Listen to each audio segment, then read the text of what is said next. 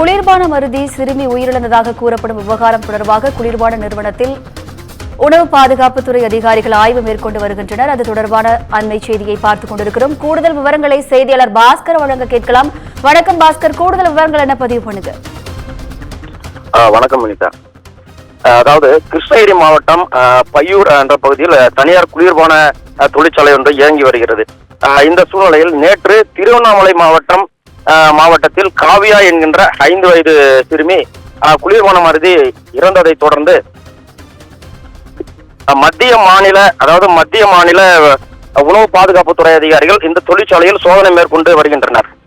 அதாவது கடந்த 3 ஆண்டுகளுக்கு முன், அதாவது குறிப்பாக 2021 செப்டம்பரில் 9 வயது சிறுவன் மற்றும் 6 வயது சிறுமி இருவரும் இதே தொழிற்சாலையில் தயாரிக்கப்பட்ட குளிர்பானத்தை அருந்தி ரத்த வாந்தி எடுத்து மிகவும் ஆபத்தான நிலையில் மருத்துவமனையில் சிகிச்சை பெற்று வீடு திரும்பினர். இதனைத் தொடர்ந்து நேற்று திருவண்ணாமலையில்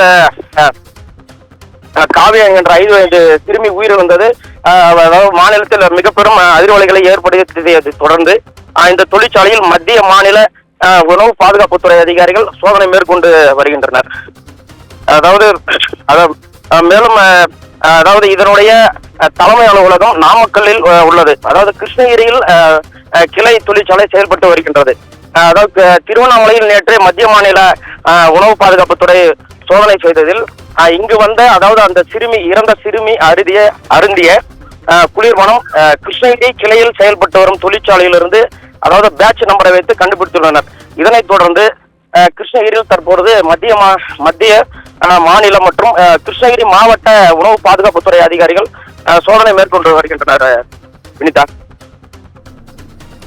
கூடுதல் விவரங்களுக்கு நன்றி பாஸ்கர்.